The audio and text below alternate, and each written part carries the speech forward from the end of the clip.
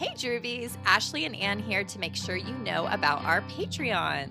For just $1 a month, you'll gain access to our 16 exclusive episodes deep diving every chapter of Drew's 1990 autobiography, Little Girl Lost. And currently, we're working our way through coverage of her 2015 book, Wildflower. We also share scans of full magazine features and rare photos and content from our massive Drew Barrymore archive. Plus, we snail mail Drew magazine goodies to those members at the $5 level, for those of you who also like collecting and paper like we do. Yeah. As independent podcasters, we truly appreciate the support and can't wait for you to join us. Patreon.com/HowDoYouDrew.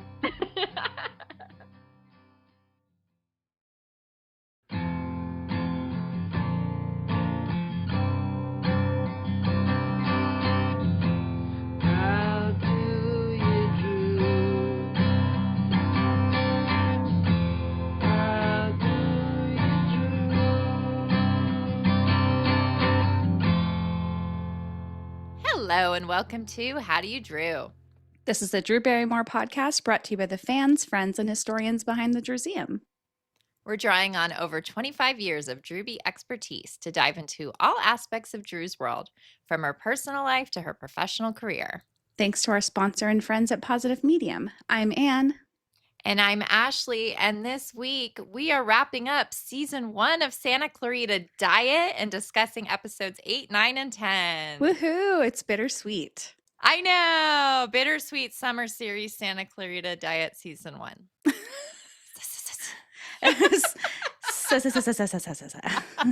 Ladies. Oh my God, I forgot about that. Little inside joke. Okay, we do have a couple of things at the top.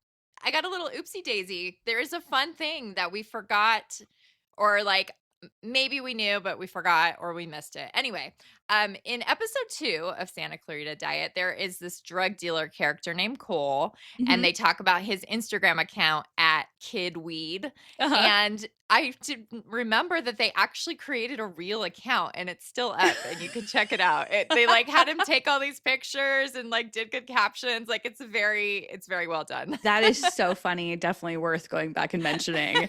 Yeah, that's really funny. Yeah, on the episode page. That's great.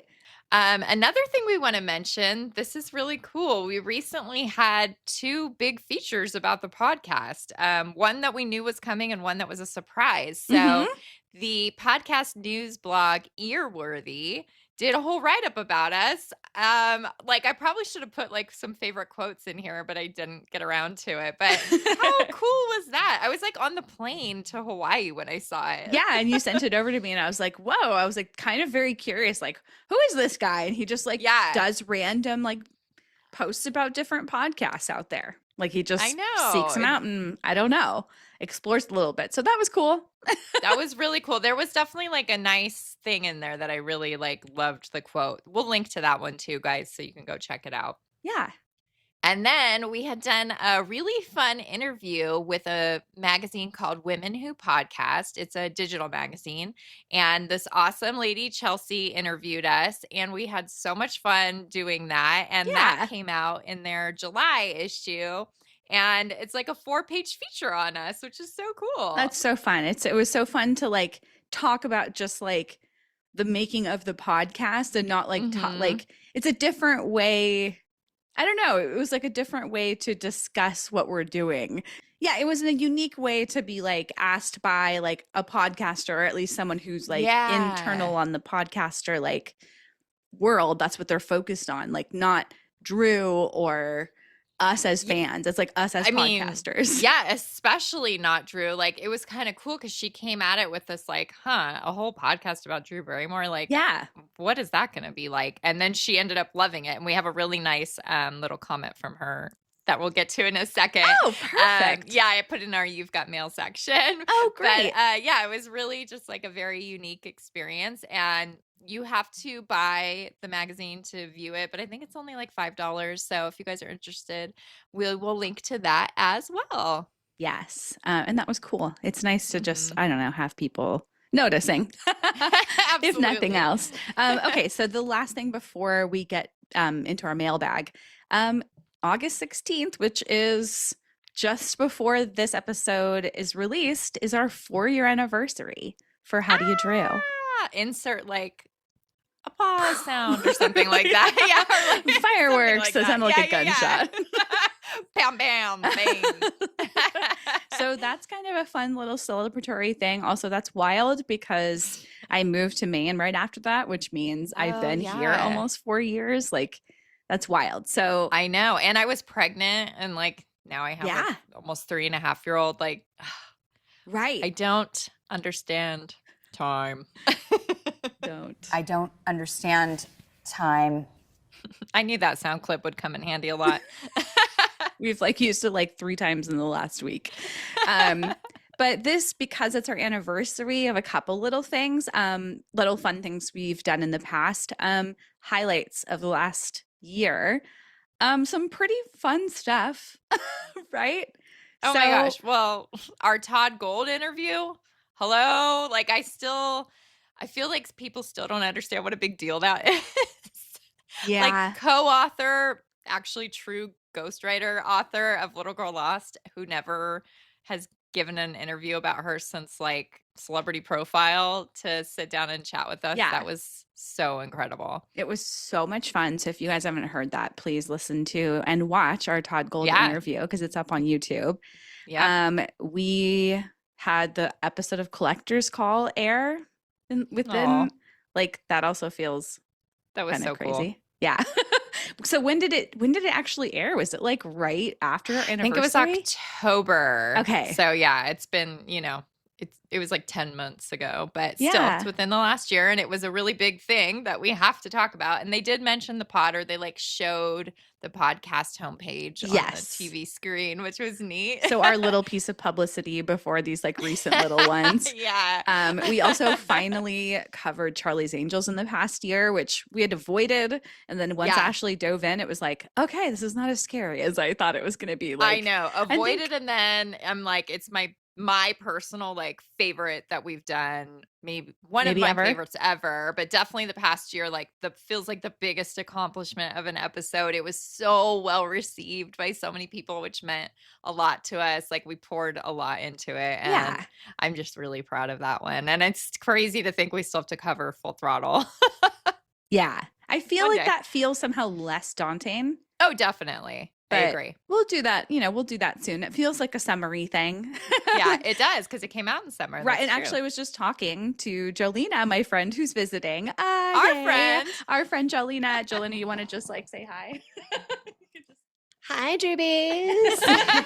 Jolena and Ann and I all met on the same message board when we were teenagers in the 90s. It's like crazy that that's how we became friends, and we're like real life IRL friends, and they're hanging out right now, and I have FOMO. I really wish that we were all in the same room together. But we were just talking about Charlie's Angels and like the release, because I was like, that was a summer movie, right? And then I was like, oh no, it was November. Like it came out in November. Anyway, I was just thinking about like the year 2000 and how powerful that year was. And it was so impactful. Like Charlie's Angels was like, Drew's star was like on top at that moment. Oh my gosh. And like for Flower Films, what an incredible accomplishment. Yeah. I mean, you can hear us rave about it a lot in the episode. I was just going to say, it was so fun to talk about that. And that yes. clearly comes through. And then another thing that happened in the last year was we started covering Drew's 2015 book, Wildflower, on Patreon, chapter by chapter. We just released chapter 5 finally. That's out now if you guys want to check it out. And by the time you hear this, we'll probably even be well on our way to doing chapter 6. So if you're not already a Daisy over there, please go join up. Yes, please do. Patreon.com/HowDoYouDrew. And last but not least, stay tuned at the end of this episode for our yearly Bloopsie Daisies. I look so forward to some this. years I have more than others, and I don't remember what I've clipped. So those who know, if you know, you know. If you know, you know. It's just all our bloopers, and they're really funny, and Anne compiles them throughout the year to do this for I was going to say for you guys, but I think it's really for me because I just love them. It's so kind of much. to make Ashley laugh. I mean, sometimes it's just to like please ourselves. I think I said that. Okay, so let's check out what we have in the mail. You've got mail. So as I said, I pulled a really nice comment from Chelsea. She was the writer of our Women Who Podcast feature, and she was just so kind to us and had the nicest things to say. And this is what she wrote on Instagram after the feature came out. So she said, I was so blown away by you two. It was such a fun conversation and so enlightening. I cannot wait to see where your journey takes you both. And I'm even reading Wildflower now. Keep going, ladies. Yay. Yay, Chelsea. Thank you so much. Your enthusiasm is well received on this end. Oh, yeah. Big time. Thank you. Yes. We love it. Okay. I lied. There's a little bit more before we move on. Let's talk about what's new with Drew. Here we go with the news, everybody. Okay, just one thing, but it's a biggie. So the Drew Barrymore show season 7 is going to start filming on September 3rd, but it will be an episode with just Ross and Sunny. So I'm already like, are we going to have another season of Drew not being in a bunch of segments? The Ross and Sunny show? Yeah. Regular episode tapings are beginning on September 9th. And then, boom, just like that, the first episode will premiere on CBS Monday, September 14th. So right around the corner. I just realized I'm actually trying to go to New York in September. Really? Yeah. So I should try to align a visit. Yes, you absolutely should. That's not even a question. I wasn't thinking about it before, but you know, Drew Barrymore show, to keep a lookout for a request from Anne from the Drewseum and How Do You Drew to sit in the front row. I'm going to have even more FOMO. Damn it. Come on over, Ashley. I know. Why can't you also hop on an 1.5-hour flight to come to New York? Okay, are we ready to jump into this show that we've been covering that I can't remember the name of right now? 2000 Malibu Road? No, that was last year. Hey, Drewbies. We are here to tell you about our website hosts, Positive Medium, and they sponsor the podcast. We've been clients of theirs for over 10 years, and we use them for all our website needs on thedrewseum.com.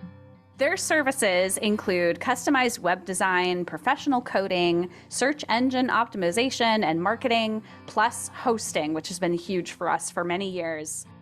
Plus, their incredible customer service has been one of our favorite features. They've literally saved our site quite a few times, and they always help with minor troubleshooting in a matter of minutes. So whether that's coding issues or back-end questions, etc., we reach out, we get help immediately, which is just invaluable. Lucky you. To our listeners, Positive Medium is offering 25% off any managed WordPress hosting plan using our promo code DREW. That's DREW. Visit our friends over at positivemedium.com. Thank you. All right, let's head on over to Santa Clarita.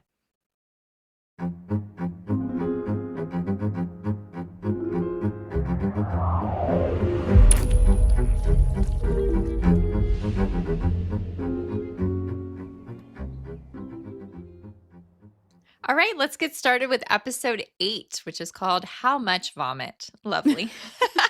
Just such a charming title. This one was directed by Steve Pink, and it was written by Aaron Brownstein and Simon Gans. And the description is, a new look Loki takes Joel and Sheila by surprise while Abby and Eric learn the fine art of leaving well enough alone. Okay, so the show starts on Sheila sneaking out of bed at night to try and reattach the pinky toe that fell off at the end of the last episode in the bath. She's trying a glue gun, doesn't quite work. Sewing it on doesn't work. She's using a hammer and nail, which breaks it in half, which she settles for wearing socks. She makes such a funny face when it breaks in half and like the perfect little frown that she can do. Like, yeah, you know? I actually took a screen cap of that. I should have put it in the notes. I love it. What I did put in the notes is a screen cap, or actually a still photo on the table when she's doing all these things for her toe. There's a bottle of old school Flower Beauty nail polish. I was like, oh, I recognize that bottle shape. Yeah, so cool. And also, like, I noticed it's her actual feet and hands, like, yeah, doing the thing, which, you know, I like. We like those little things. We do look out for that. I always think about Doppelganger when you were like noticing if the webbing on her hands was her hands. And I think it was, which I yeah. appreciated. At that time, I was like, well, it makes sense. Would they have like really had a double at that time? But like, yeah. I don't know. Sometimes you're surprised when they do. And like, you know, anyway. Totally. And I mean, I can just go on a real quick little thing. Yeah. In Scream, where the shot where her hand reaches up to grab the ghost face mask. Not like, her hand. Not her. They filmed that like almost at the end of filming, actually Whoa. on location at Stu's house. Just a little trivia for you guys. Interesting. Mm-hmm. But yeah, we love like noticing that stuff, you know, getting behind the scenes a little bit, ruining the magic. Just mildly. That's what we're here for. Anyway, the magic was here for this one because it was her hands and feet, and they made it look like her toe is missing. Anyway, Joel wakes up feeling kind of frisky, but Sheila turns him down. Then he offers a foot massage, which makes her panic. Obviously, she's like trying to hide this from him. I know. It makes me sad that she like doesn't want him to know. We'll get there though. Okay, so the next morning they go visit the next door neighbor, Lisa, who seems like totally fine with her husband being dead. And Sheriff Ann is there making food, and clearly there's something flirtatious going on. I think this is the last time we see her. And I was kind of like, oh, that's it? Like, I thought there was more to it. So I don't know if she comes back next season, but like, that's kind of it with that storyline. There's a couple things I'm like, huh? That's it? So I don't remember. We'll see if next season that feels different. Yeah. Sheriff Ann reports that Loki isn't dead, and he had vomited all over a motel room. So of course, Joel and Sheila are like, uh-oh. And they go to the motel and they question the housekeeper there. This is a weird question, but did you happen to find something that looked like a small red ball? No. Just this medium red ball. Oh my God. I'd call that small, Esther. Maybe. I have little hands. Still. Did he leave anything else? Notebook. I will not guess its size. Just like that. She's like, I'm done with your shit. Yeah. So she gives them this notebook that was left behind, and there's what looks like an appointment inside, and it says must kill with an address and a time. So they decide they have to go stop him. I love that how this pans out. We'll get back to there. It's pretty good. So back home, Sheila and Joel go through their recently purchased weapons. There's a little side note about buying a hairbrush and him buying a manicure kit, and they weren't on the list. It comes back into play later, so it's worth noticing that a little bit. They suit up, and you made the note that Sheila looks like super hot in this like all black outfit. Like, she's wearing like tactical gear, and she also has a black beanie that's very reminiscent of a familiar popular figure. Does this hat make me look like the Edge? No. Wait, yes. What do you want to hear? Well, I'm wearing it. You look awesome. I love him. Yes. He's like, I'm trying so hard to be supportive. Yes. Okay, so just a personal note here. I feel like from this point, super hot Sheila, and especially in the next episode, and I always remembered this, I feel like she is looking like what I consider the like full form, ultimate hot babe version of Sheila, like as far as her hair and her outfits. And this is like sort of, she actually dressed up as Sheila a couple times, once in 2021 for the Drew Barrymore show, and again in 2023 for MTV when she was going to host the movie awards. So, and both those times, like, I feel like this is the look that she kind of went for, you know, like the way her hair is done and like tight pants and boots. So I have something else to say about that when we get to the last episode, because I feel like they mess it all up with her hair. But this is like, I have like a response about that too. So we'll get into the hair, and but I totally see what you mean, because it's like the tight pants and the tall boots and like how that silhouette, and how her hair looks and everything. Yeah, she just looks great. Yeah, totally. So Abby walks in on their like planning and demands honesty and to join them. And then she's pissed that they won't bring her along to a murder. I like that they're like, we made a lot of mistakes as parents, but I feel pretty good about like, we're not going to bring her along to a murder. Oh, yeah. So they arrive at the address that was in the notebook, and they're fully armed, like literally holding weapons. And they bust into this like chill coffee shop. It's not what they expected. And Loki is there, but he's just happily singing and playing guitar for like the crowd. And he's living out his coffee shop singer-songwriter life.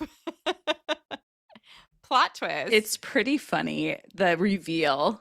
Yeah, it's good. Total plot twist. At the storage unit, Abby tells Eric that she wants his help fixing up her dad's motorcycle. And the owner of a chop shop where they take it is kind of an asshole and a total creep. And he operates out of a storage unit that's really close to Joel and Sheila's unit. Really convenient. Yeah, I know. At first I was like, I thought they were somewhere else. And then I realized, oh no, they're just like a couple doors down. Yep. It's right by there. At the coffee shop, Loki tells the Hammonds how he woke up feeling like he got rid of everything that was holding him back. So very similar to how Sheila feels, right? Yeah. And they pretty quickly start to bond over some of the similarities of how great they feel. Do you sleep? Barely. Me neither. Do you feel pain? Never.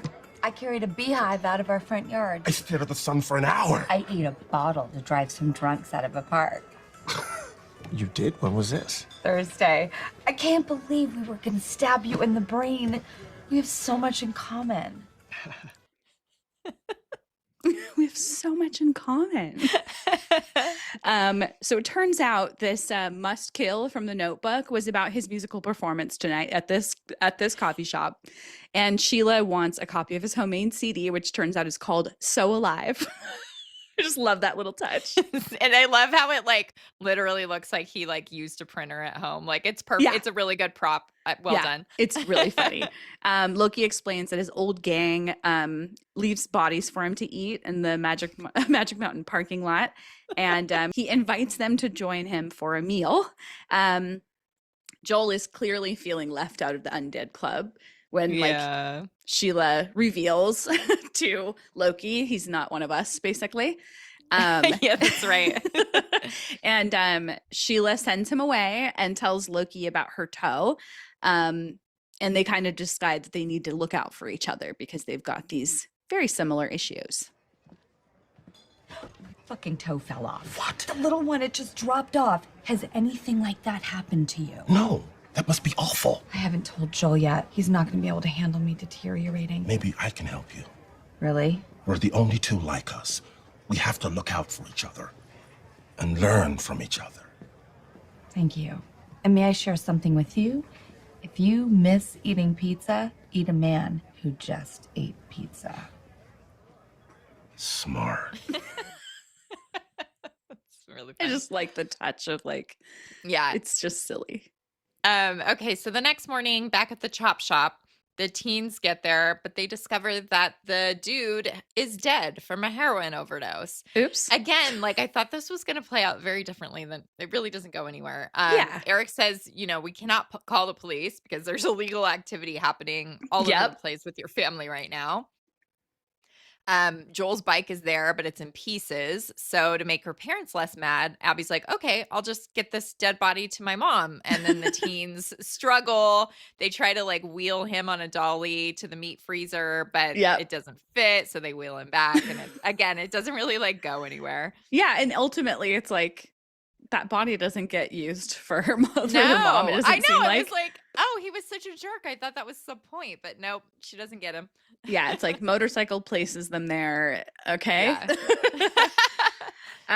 Sheila, is it my turn? Yeah. Sheila gets a text from Loki asking to meet up about fixing her toe. She suspiciously hides it from Joel, who's feeling really jealous about Loki. I like how he tries to like grab her phone. Yeah. Yeah. It's really It's silly. very comical. Yeah. Once Sheila and Loki meet up, Loki presents an ice chest full of feet to Sheila so she can select a replacement. Okay, so Drew kicks her leg up so that Yes. she can take off her boot to match her foot with these feet. And I love that we both noticed this. She is feeling so impressed with herself for how flexible she is and doing her little. See, we talk about this sometimes. I don't know if you guys know it though. When Drew does something hammy, she gets this little smirk on her face where she's like so proud of herself. Yep. And she absolutely is making the face here. We'll put a screenshot in the episode gallery. Yeah.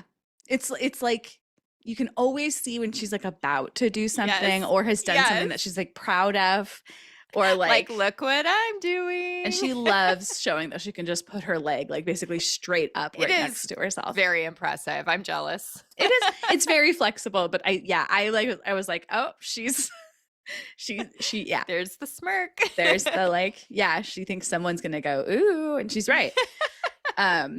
Look at that leg going straight up in front of her. The foot thing, though, gets shut down really quick when Sheila realizes that Loki thinks they should be together. And she leaves pretty upset about it. Then Loki makes a voice note reminder to murder Joel. Uh-oh. Yeah, you think he's all chill until like he can't have what he wants. Yeah. Abby's feeling all bummed out that she messed up so badly, but Eric gives her a really sweet pep talk, and he says that she's the most awesome, capable person he's ever met, which is sweet because we Aw. kind of have been talking about like the way that they help each other. Yeah. And then they take the motorcycle dude's bike out while wearing his really gross leather jackets that have patches on them that say pussy magnet and vaginitarian. Is that how you'd say that? I think Vaginitarian. Vaginitarian. There we go. Vaginitarian. Vaginitarian. Yeah. So she's like, it's cute. They both get to like help each other out there. Yeah. So Sheila comes home and there's like the total cliche romance setup. There's candles and rose petals, and then there's a hilarious real estate sign that says, "What's up, Santa Clarita?" And it's older photos of them. So it's supposed to be from their very first listing. They say it's from the year 2000. Yeah. I swear this picture of Drew is from 2004. Like, it was giving me that Super Bowl event vibes. You could actually show it to Jolena because I know she loves that Super Bowl event, but I couldn't find the exact picture, and it's really bugging me. It's a cute prop. At first I was like, why did they use this real estate like sign when they have like real ones that they took for the show? And then I realized they had to be like older, and his hair is like really spiky. Yeah, I wonder if they were just like at this age, like if they just looked up like, I don't know, Yeah, Drew it at a could certain be. age, and him too, because his hair looks like 1999, 2000. Yeah, you it's know? very cute. Yeah. Joel also made her some spaghetti and meatballs. How sweet. Listen to how sweet this is. I made you the only meal I knew how to cook. Spaghetti and meatballs. Oh, this is so sweet. I wish I could eat it. You can. It's made from 100% free-range Dan. Really?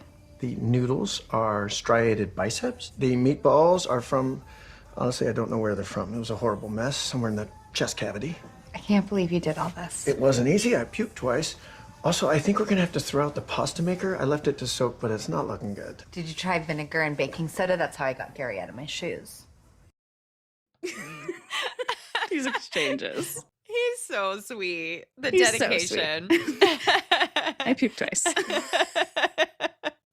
So he apologizes for the whole thing about getting jealous, and he knows no one is ever going to have as much in common with Sheila as he does. Like, as they've said earlier, they've been Joel and Sheila since high school, right? But as they're having this nice moment, Loki bursts through the door, like literally breaks it down. And he says they need to be together, him and Sheila. And he lets it slip about Sheila's toe problem. So now that's cat's out of the bag at that. And this big fight ensues. And Joel rushes them upstairs to their bedroom. And this is just a cute little moment. We have to kill him. It's our only way out. I know. So why did we come upstairs? To get our weapons. You mean the ones we weren't going to use, so I put them back in the kitchen and the garage? Yes, those! Don't you get upset with me? You're the one who bought me that Japanese tidying up book. I just wanted to get your shoes out of the hallway. Again, some of my favorite moments are when they're just having like regular marriage stuff in the midst of like this insanity. Mild bickering. Yes. Yeah. Exactly.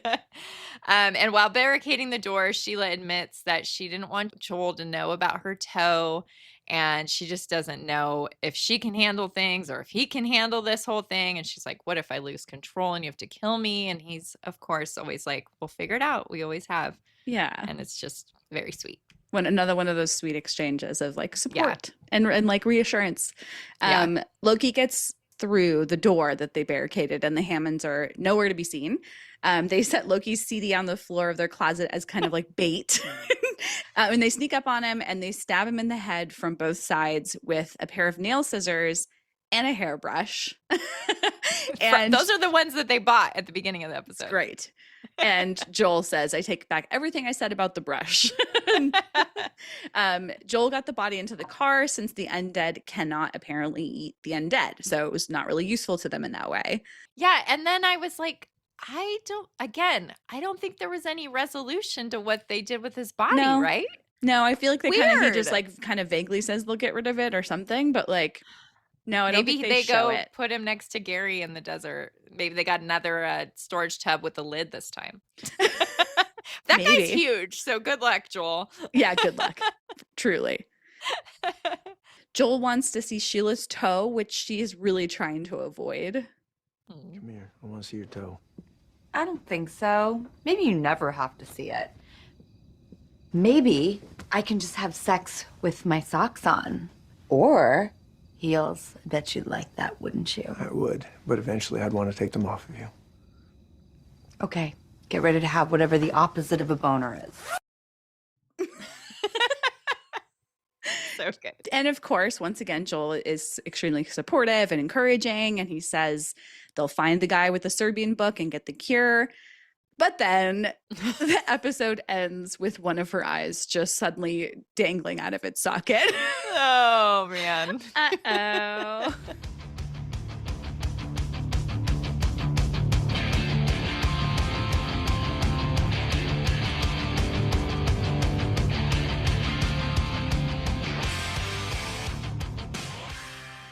All right, episode 9. We're moving on to the, what do they call that? Penultimate episode? Yes.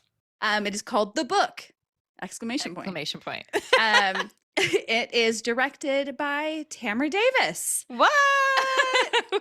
Maybe we don't do explain to a lot of you, but this is the director of movies with our lovely girl Drew, Gun Crazy, Best Men, Skipped Parts, and she had previously been attached as director for the movie Bad Girls.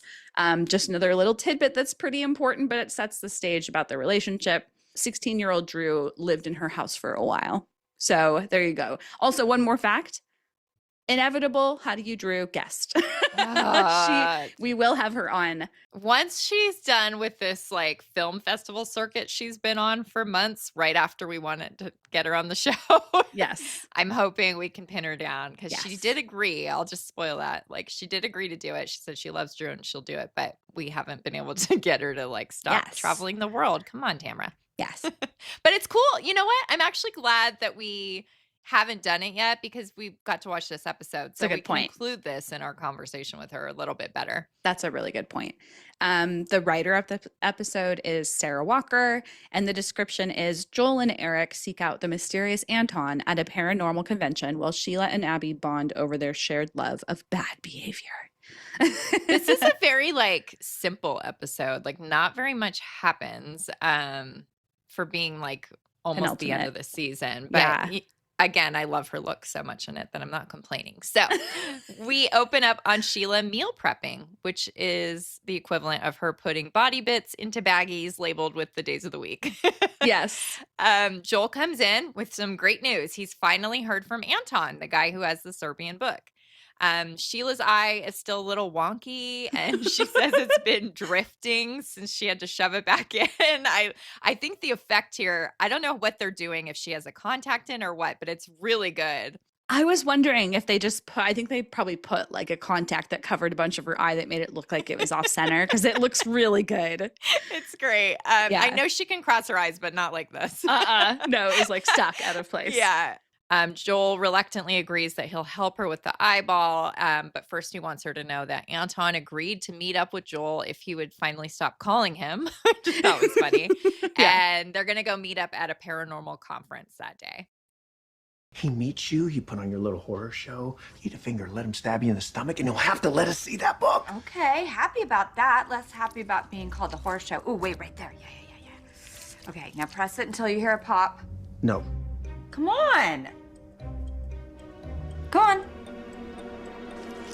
Ah, now we're grooving.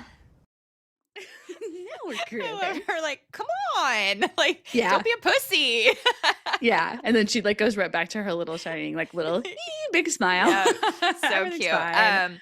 So the neighbor Rick, the other cop, the cop we like, he brings Abby home. She was just pulled over on a motorcycle. And he also wants to eat some of that meat that Sheila's bagging up.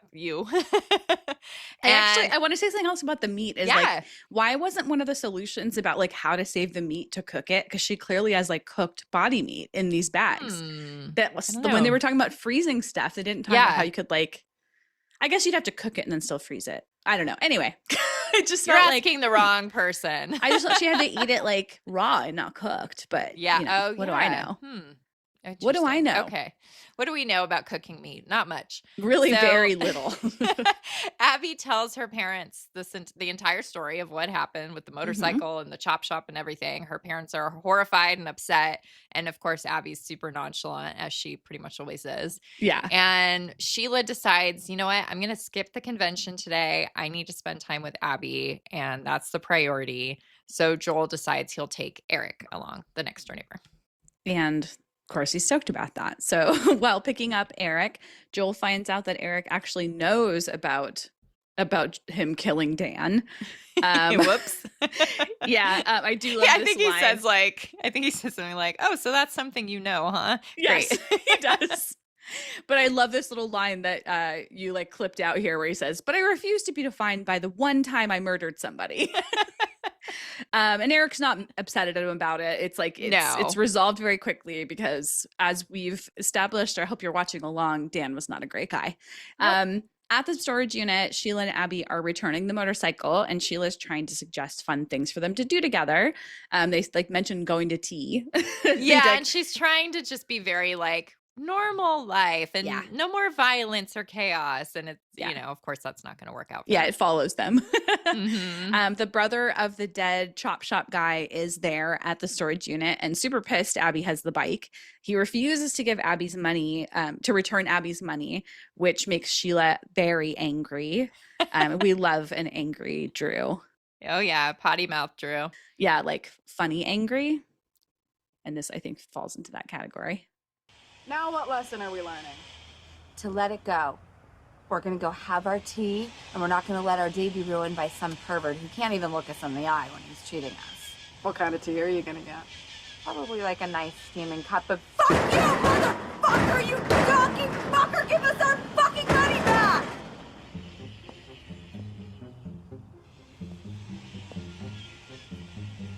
I think we're gonna do different mother-daughter stuff today. The yelling, it's so funny. And your screenshot too that you took out of her yelling straight into the camera. I mean, Jolena actually laughed too when we were watching it. Like it made us crack up when she looked right at the camera and started yelling. So at Paranormal Con, they're looking for Anton while eating a churro lightsaber. Eric coaches Joel on how to talk to him. And Anton is played by Derek Waters, the creator of Drunk History. Did you recognize him? Yeah. I was like, why do I know this guy? And I went and looked up his IMDb. I was like, that's it. That's the reason. But it's funny. The other thing is like there's so many small, amazing people in this show that I like forget. So it's a joy to be like, oh yeah. Totally. Every cameo. Like I had forgotten about Thomas Lennon, you know, before rewatching again. And there was somebody else that were like, oh. Probably Patton Oswalt. Like, yes, oh, yeah, that's exactly. right. Mm-hmm. Exactly. So many amazing really comedians.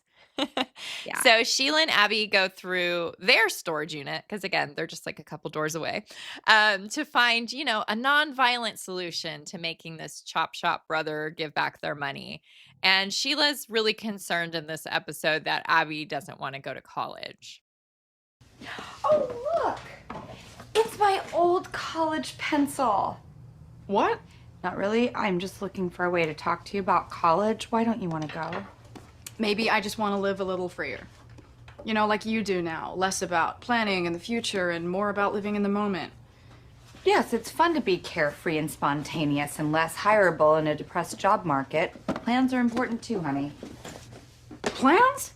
A couple of weeks ago, you said I should drop out of school and be a poet. Sometimes I say things impulsively now. That's why I'm not allowed back at Starbucks anymore, where that bitch works. Mom? I really like that. Oh, it's my old college pencil. Me too. It's really good.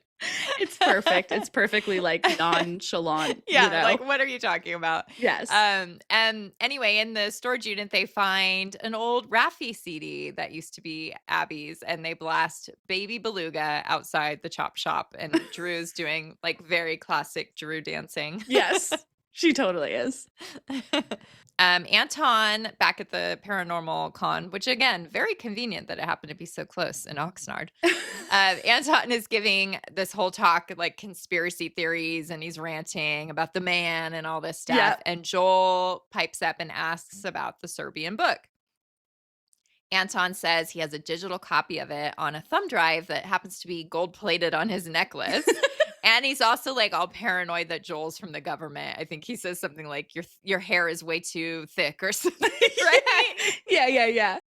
You're too handsome. I think, then Eric says like, we should have put a hat on you or something like that. Yeah. The girls give up on the whole Raffi thing. It's not working. And Sheila says, the new lesson is if at first you don't succeed, then blast his ass with tear gas. And of course, Abby is thrilled about that because that's like her new hobby. Yeah. And she's also excited to find out that her mom almost ate Cole, kidweed on Instagram. Yes. But when they put the tear gas into what they think is the right duct, it ends up going into the wrong unit. Whoopsies. That didn't work out. I was also like, and there are also people living in that one. Like, I know. I was thinking that too. Or like hanging out in Everyone's there. just hanging out in their storage units. Yeah. And Sheila's upset that she just can't, like, life is never going to be normal. She just can't have like a nice day with her daughter. Like things are always going to go awry. And kind of like in the last episode, they're like, can't we just have a normal day? Yes. Back at the con, a zombie Redditor asks Eric about a post-mortem female he's been writing about, quote unquote. Uh-oh. And Joel and Eric have a funny fight about it. And he ends up saying, you're a boy who smells like a baby, because before they left the house, his mama smelled him and said, you still have that new baby smell. I really like that line. It is very funny. Sheila admits the college thing is upsetting to her because she needs to know Abby will be okay if she's not there. I think she's admitting it to Joel. I don't know if she admits it to Abby. No, she admits it to Abby. Oh, she does? Okay. She confesses about her toe and eyeball issues, which kind of snaps Abby into the seriousness of their reality. And you had pulled up a picture from the For Your Consideration DVD that you just got that looks like a deleted scene from here, because we don't see her eyeball hanging out in the show at this point, but it is in this picture. I know. It's kind of weird. Like, do you think they're talking to the Chop Shop guy, brother, or I can't tell what's going on. They both look like horrified a little bit, but yeah. I'm like, so curious. We could get like script copies somehow. I didn't even think about that, but it'd be interesting to find out. Easy to do. I don't. Sometimes it is. Yeah. At the convention, because we're just going back and forth this whole episode between storage unit and convention. Yes. Anton is going pee, and Joel confronts him, and is kind of a badass. This is definitely like the most tough we've ever seen Joel. Yeah. I kind of wanted him to like feel proud about it later. It doesn't really happen. Maybe because he's just like so much cooler than everybody at this convention. It's like easy for him. True. Maybe so. Yeah, Anton admits he just pretended he had the Serbian book, and he's pretty much a fraud. So that's a dead end. Boo. But that Redditor guy comes out of the stall. He overheard everything, and he asks Joel some very specific questions about Sheila, like, did she throw up a red ball and things like that. And he says that he's been sent to the con by an ex-CDC scientist who specializes in fringe virology, and her name is Dr. Cora Wolf, and this guy gives Joel her card. And he pretty much gives credit to Eric for posting about this. He's like, I never would have found you otherwise. So, Joel's not so mad at Eric anymore. And Eric really does give him a very sincere apology. So Joel makes him look cool in front of everybody at the con by making it look like he's under arrest for knowing too much. It's a nice little way to say thank you. I love it. Back at home that night, Sheila's on the couch with a sleeping Abby on her lap. And Joel gets back from the con, and he fills her in on everything. And Sheila is all about finding the cure because she needs to be there for Abby, as she needs to know Abby's okay, but she also really wants to be there. Yeah. And they share a sweet moment. Whatever it is, I'm in. You are? Abby's gonna grow up to be an amazing woman. And I want to be around to see as much of that as I can. So if there's a chance for a cure, no matter how much of a long shot, I want to take it. We get a shot of the Serbian book near science lab equipment, and a rat surrounded by vomit, including his own little tiny, tiny meatball. And then it pans and we see that the scientist, Dr. Cora, is played by Portia de Rossi. Fun. Yep. She gets a call from Joel explaining Sheila's situation. I see. And how long has she been like this? Really? Fascinating.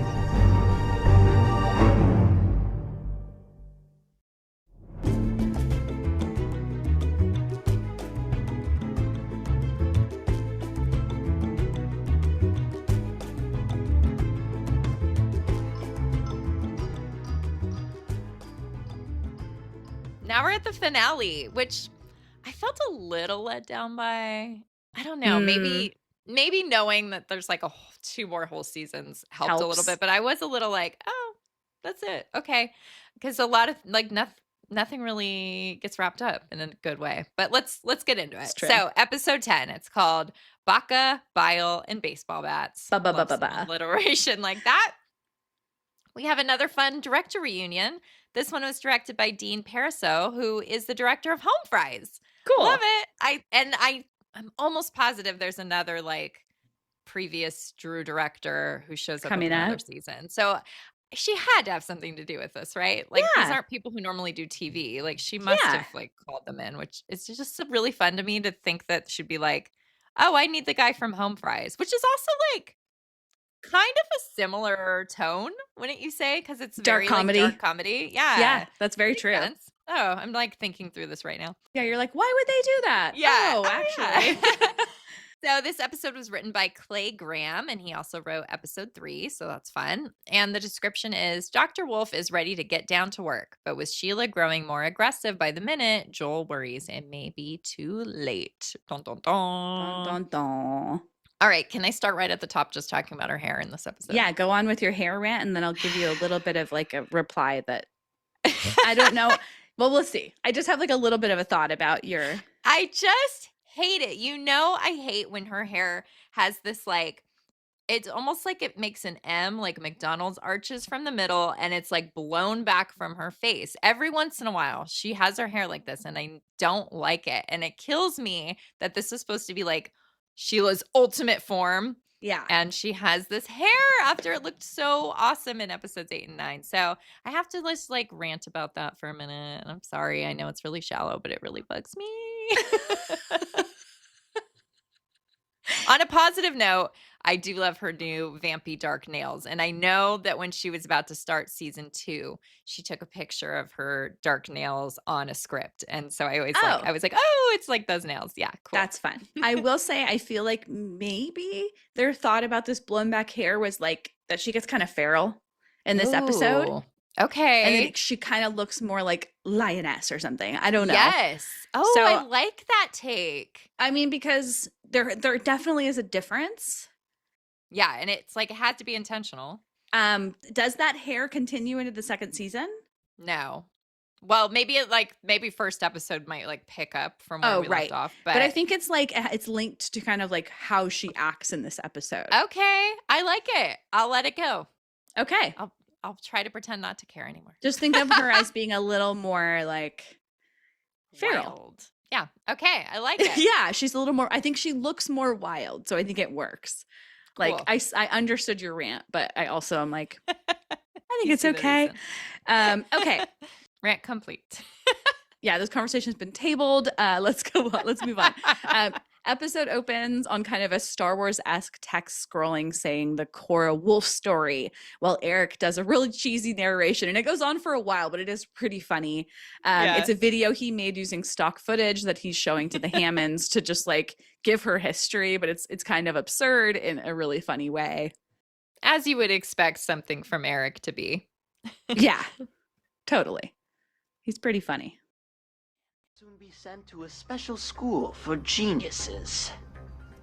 You know, we did our own research on Dr. Wolf, so this was really unnecessarily fun and great. Bravo. I got a little excited when I heard she was coming. Had a couple Mountain Dews, found the stock footage website. Don't have a lot of friends, and here we are. So. Honest. Yeah, pretty honest. We learned Dr. Cora was an early genius and worked at the CDC until she discovered a man who murdered and ate his family after contracting an unknown virus that reanimates the dead. She then left to start her own biotech company while searching for a cure. This little video ends with an image of Sheila and her eyes just like turn red and there's like an evil laugh under it. It's really silly. It's like you can imagine Eric just coming up to her with the video or the phone or whatever he was using, and she's just at the fridge like, what are you doing? And then it's really good. And then he's kind of like, yeah, maybe I should have done that. Yeah, like maybe that's not the way to end it. I love it. It's really funny. So Sheila and Joel make up Abby's bed for Dr. Cora, Dr. Wolf. She's coming to their house to stay there. I didn't realize that at first. Yeah. And they're sort of talking about like what's going to happen if the cure doesn't work versus what happens if it does. I thought this was cute. There's a nice little touch where there's a poster for Australia on the wall in Abby's room, and Liv Hewson is from Australia. So I'm sure that was like intentional. Like just caught my eye. I thought it was cute. Yeah, that is cute. Yeah, but back to the scene, they have a really funny conversation about how this is all going to play out. We fly to Maui to celebrate. Or I keep getting worse, and before I do something horrible, I need you to kill me. I like my plan better. Use up our credit card miles before they expire. Look, I know these are tough things to discuss, but we have to talk about them, okay? It doesn't have to be heavy. We can make a game out of it, like fuck, marry, kill. Which is something we stopped playing 20 years ago when you chose not to kill or marry my brother. Yeah, well, I wasn't gonna fuck the Charmin guy or the Unabomber. So, babe, how would you do it? Sheila forces Joel to admit how he'd kill her if things get bad, and she really isn't happy when he says he'd bash her brains in with a baseball bat, and this keeps coming through the episode a couple of times where she's just kind of like can't let him forget, or like, how I don't upset blame her. she is. Yeah. That was a weird way to go, Joel. Kind of intense. Little intense, right? It's pretty funny. Okay, so Dr. Wolf arrives and she's thrilled to meet Sheila. Couldn't care less about Joel. She examines Sheila and she gives them some possible causes for what's happening. She's like, could be an ancient plague, could be a rabies mutation. Again, not sure that we ever find out. I don't think we do. We must. You don't think so? We'll see. Maybe. We'll see. Don't spoil it, guys, because we're going to watch season 2 as if it's brand new to us next year. Yes. Next year. Yeah. There's a super freaky moment where the doctor shoves this, like, I don't know if it's a needle or what it is, this long pointy stick. Like a thick needle. Yeah. Yeah, like almost like a knitting needle. Yeah, that's what it looks like. Yeah, through the back of Sheila's head in through her neck. And that was like a really good effect. And of course, Joel is just like, what the fuck is this? Yep. She's just like testing her brain neurons or something. Yeah. And Joel and Sheila are both just like so amazed to see the Serbian book because she brought it with her. And then there's the formula for the cure inside of it. But Dr. Wolf explains it's not actually a cure. Sheila is going to stay dead undead, but it will halt her deterioration. So it's like helpful, but it's not exactly what they were hoping for. And back in their bedroom, they have a little conversation about it. I know it's not exactly what you wanted to hear, but it's mostly good news. I'm not getting better, but I'm not going to get worse. It's definitely a glass half full situation. We're still gonna have to kill people, but I'm not gonna have to find a lovely way to kill you, which was causing tension in the relationship. It was. I left open that box of crackers you love so much just so they'd get stale. I feel like being undead has made you more vindictive. God, I love their conversations and his It's voice. so good. Yes. Yes. Like, the way he says things. It's very pleasing. Yes. Sheila explains all the things she loves about how she is now, and they get frisky, but she keeps biting him in kind of alarming and like not so just sensual ways. Yeah, way over the line. Yes. They go and talk to Dr. Wolf about it, who says it's good that she didn't break the skin, but that she might be entering a new feral stage with kind of flowing hair. Yeah, that makes sense. I also like how Dr. Wolf is like very like just logic and factual, and like it like makes the comedic. It helps the comedy. It's it does. And I feel like she is supposed to seem like unfeeling about the information. Neurodivergent. Yes, that I was actually trying to think of a way to say that. But yes, definitely like doesn't seem to like notice how what she's saying affects the other people Totally. a bit. Anyway, she also tells them that she needs Serbian bile to finish the formula. So they suggest the baka, the grandmother of the principal of the high school. And then they hope that it works because she's only previously tried it on rats. Whoop. And then there's a little rant from Joel here. So there's not a cure, and the partial cure might not even work because we're too late, and Sheila's not a rat. But the good news is, I get to make an elderly woman throw up in a bucket, which might be a turn on for some people, but it's not my thing. Yet, who knows? The night is young. We love it when he starts having a mental breakdown. It's so good. Absolutely. So the next day, Eric is assisting Dr. Wolf with the formula in the Hammonds kitchen, and Abby's feeling, kind of useless. She doesn't have a role in this. She wants to help. She comes in wearing a karate uniform because she doesn't have a lab coat. That was really good. It's good. And instead, she's given a list of lunch items to go and buy for them. Like, that's her big job. Yep. Joel and Sheila arrive at the Bacas, and they have a plan that they're going to get her drunk. But Sheila, that's not her idea. Her idea was to take her to Magic Mountain to make her throw up. And Joel is like telling her how that's a horrible idea. They kind of like bickering. The baseball bat comes up again. But as soon as that front door opens, we've got our real estate faces on, and we're happy and saying hi. How many different images of the opening the door in their faces do we have with the show? Just love it. It's so good every time. Yes.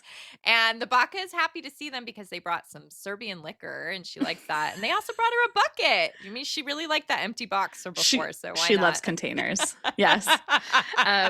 Meanwhile, Abby goes to the same Rite Aid where we saw Joel go in episode 1, and she has a very similar encounter with the employee Ramona. Through their talk, Abby kind of realizes that she's been selfish lately. I feel like Joel also has kind of like a talking to himself moment when talking to Ramona. Ramona is like very wise by like just being deadpan and saying she's nothing. Just standing there. Exactly. Back at the Baca's house, they're doing shots, and Tom Lennon / Principal Novak is not happy to see them there. The Baca then makes him leave because she's like, have a good time here having shots. Yeah, buzzkill, get out of here. Yeah. And Sheila continues to try to egg her on to keep drinking, but instead she just passes out. She says she's feeling sick. They're like, pulling up the bucket. We happen to have a bucket. Nope.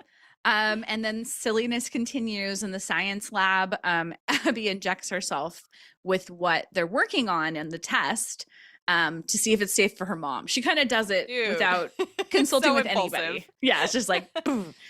She's like, I'm being selfless. And she pretends 4 times, she repeats this 4 times to convulse just to freak them out, to get revenge on them for sending her out on a snack run. But it's like 4 times. To like, is that really going to hit them 4 times? Get the bag. It's pretty good. It does the work. last one got me. I was like, okay, it's the rule of 3. She pretended 3 times, and now it's real. Nope, she's faking again. Cried wolf 4 times. Yes. So Joel and Sheila decide, okay, we'll bring Magic Mountain to the Baca. So they put her in a chair, like a spinning chair. They strap the bucket to her face, and they're spinning her around, and it's not really working because she's still passed out. What won't we do? I don't wear fur, and I won't eat people's buttholes. Yeah, we're great. They should name a street after us.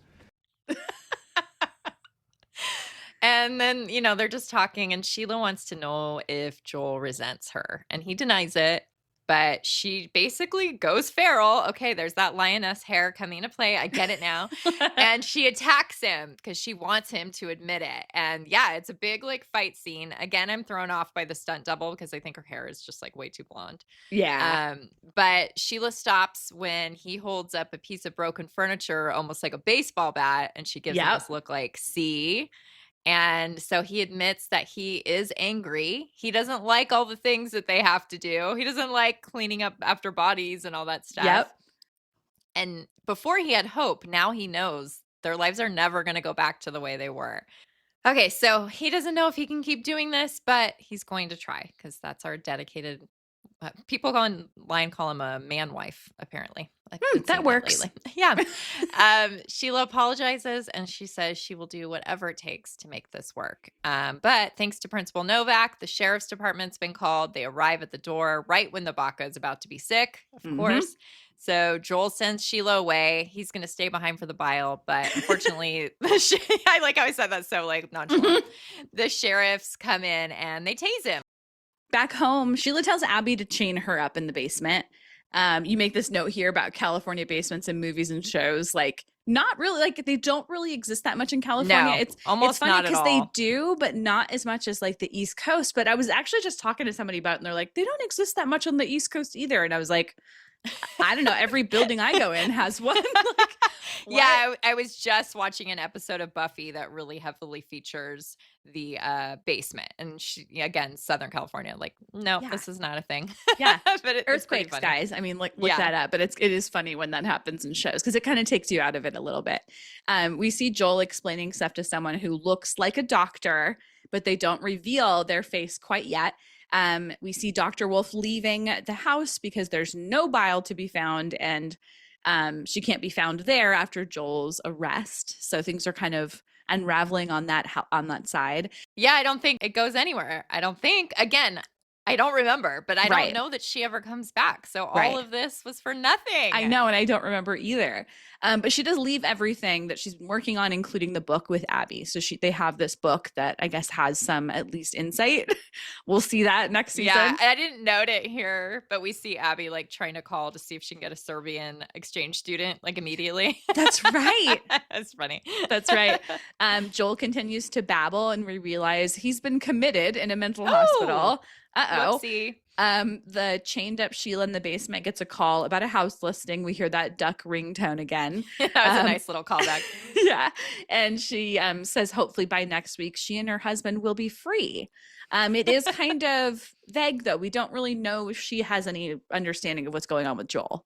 Yeah, I mean, so Dr. Cora says like he's been arrested. So they know he's been arrested, but probably don't know he's being locked up in a mental institution. Right. It does seem like he's telling the whole story to them. I think. Does, or at least vaguely. And like Sheila looks so happy on the phone, and I'm like, what?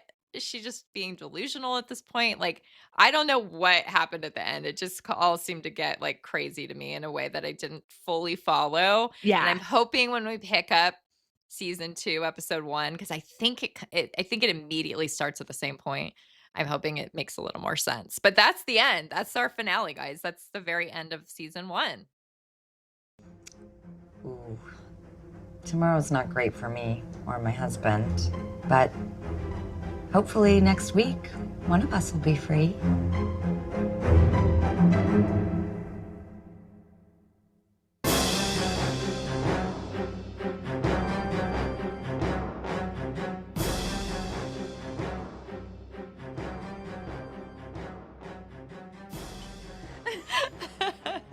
So, yeah, oh my gosh, we reached did the it. End of season 1. I feel like Oh that my flew gosh. because we banked some, and then now we're at the end of Our the series. Season. Yeah, our summer series. Summer's not over yet. Flew by. We have some good episodes coming up after this, guys. So we're going to go back to like our regularly scheduled programming. But hopefully you had fun with this summer series. We had a blast. We love you guys being here. If you enjoyed, please be sure, just go wherever you're listening to us and like give us a little 5 stars, or you can leave a review with written text on Apple Podcasts. Be old school, leave like writing. And you can leave comments on episodes on Spotify and YouTube. Again, we want to hear what you guys have to say. If you're not already following us on social media, specifically Instagram especially, we're at How Do You Drew Pod, and we're also at Drewseum. Yes. And while you're on the internet, also visit our website at howdoyoudrew.com to see the episode gallery for this episode and every episode that we do. I mean, it's pretty cool. Peruse the Drewseum while you're there, our Drew Barrymore Online Museum, and sign up for our Patreon. I know you've probably heard us mention it at least once, maybe twice in this episode so far, but don't forget. Patreon.com/howdoyoudrew. I did just share some rare photos over there of Drew and Nancy Javonin because the last chapter that we covered talked about that. So that's a nice little companion to the exclusive episode that you would get. So again, lots of content over there, you guys. Always. The digital archives get utilized there the most. Oh, yeah. I mean, of course, Instagram and all these places. And don't forget to reach out to us. They're here everywhere, or howdoyoudrewpod@gmail.com.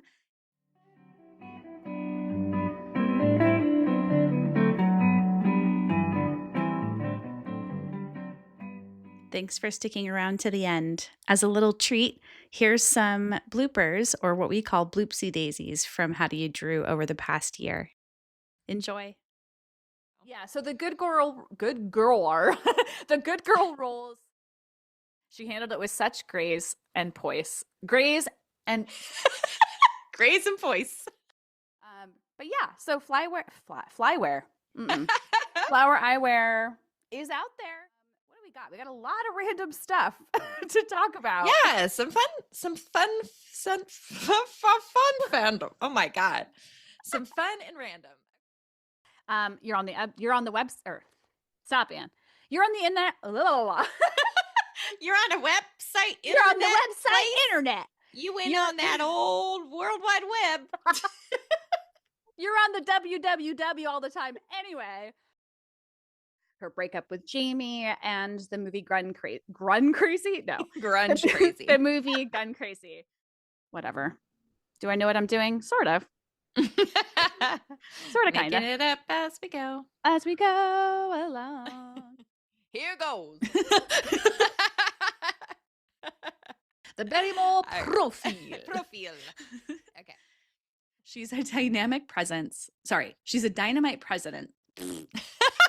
Dynamite president. I wish. She's a dynamite presence. I love that so much. Yeah. I love that you pulled that out of your little brain box. Brain box? Your brain. That's me opening the brain box lid. Yeah. Tamara Davis, the director, she recollects. Yeah. Recollects? I think recollects. I thought recalls. We dope dive. We deep dove. That's what I wanted to say. We deep dove into those. That is a sweet daughter. Daughter. Yep. And she gets a call from Joel explaining Shola's situation. Nope. Shola. That's their that's their ship name. Yeah. Shola. I sure love Sheila. Thank you for being here, for celebrating 4 years of How Do You Drew with us, and we'll see you all next Tuesday. We're moving out of Santa Clarita. Where do we go next? Time will tell. Thanks, guys. Bye. Thanks, guys. Bye-bye.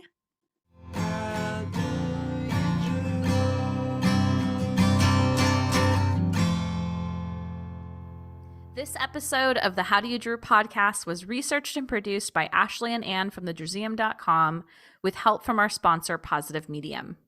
Special thanks to Matt Costa for our lovely theme song, Roxy Prima for our adorable logo, and last but not least, Drew Barrymore and all the Drewbies who love her. We do this for you.